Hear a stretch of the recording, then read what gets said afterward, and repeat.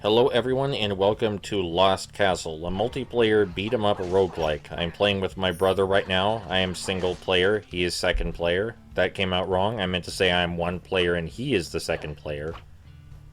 So how this game works is that you go through a series of dungeons, randomly generated dungeons with randomly placed enemies and hazards, and then when you die, you use the souls or experience you collected during your adventure to get upgrades.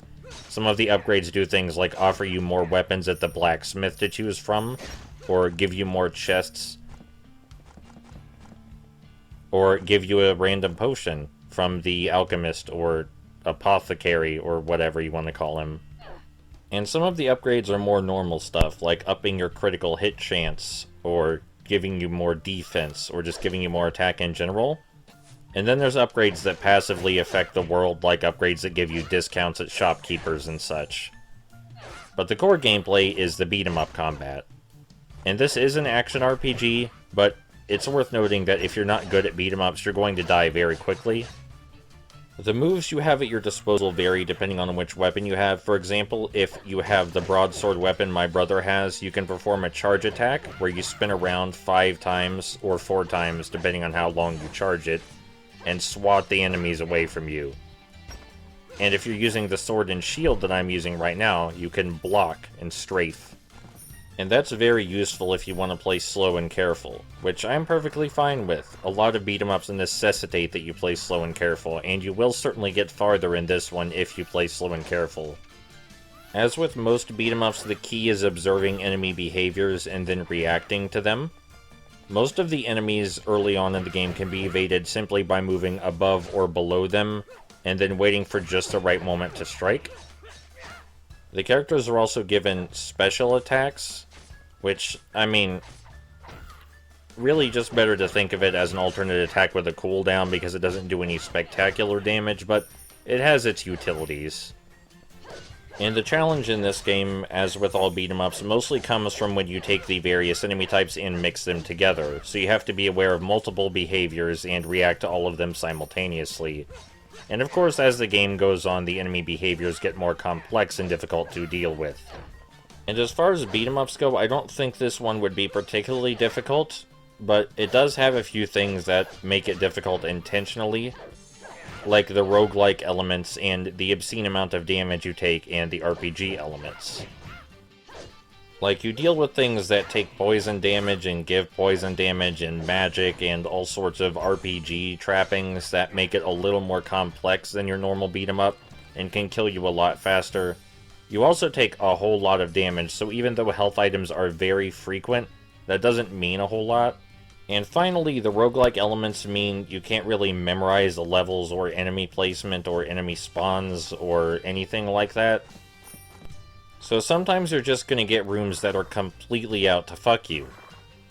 But that is part of the appeal in playing a roguelike, is the scathing difficulty that comes with the roguelike elements. So, you know. You do also, of course, have to start the game over from the very beginning when you die. That's just a given.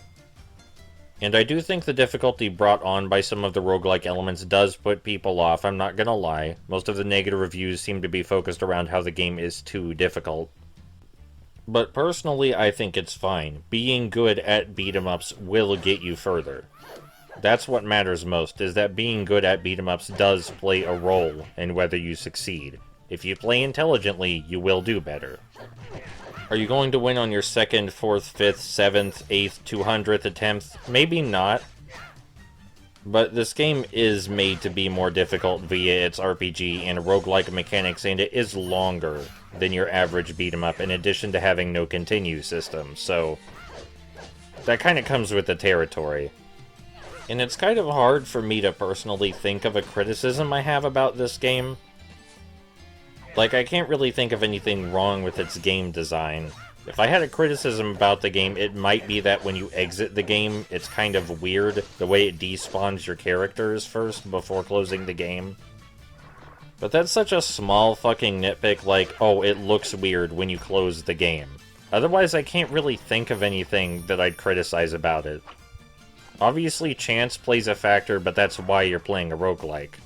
And someone could make an argument that the game would be better if divorced from its roguelike mechanics, but I really don't think so. Although it's a good action RPG and beat 'em up and would still be one without its roguelike mechanics, the roguelike mechanics are really what give it the replayable edge that it needs. Because the uncertainty going into a playthrough is a big part of what makes this appealing, I think. If it were a normal, room-for-room, memorizable, regular beat-em-up, and was a regular beat-em-up in length, then the game would not be nearly as memorable, I think. You'd beat it, and then you'd kind of forget about it. And that's not a knock against beat-em-ups. I love beat-em-ups more than most people I know by a lot. Like, a whole lot. But I'm just saying the roguelike elements of this game are kind of inseparable from the game's appeal. The coming back with more experience, more rolls, and better upgrades to try and get a better run is really what I think this game excels at. It doesn't have enough going on to compete with other traditional beat-em-up revivals outside of the RPG and roguelike mechanics. So to summarize, as just a beat-em-up, it's okay. It has good game design, if not exactly flavorful game design. But as an action RPG roguelike beat-em-up, it's great. And I can't really think of anything wrong with it. The action RPG and roguelike elements are really what excel. Push this game past what it would normally be into something better.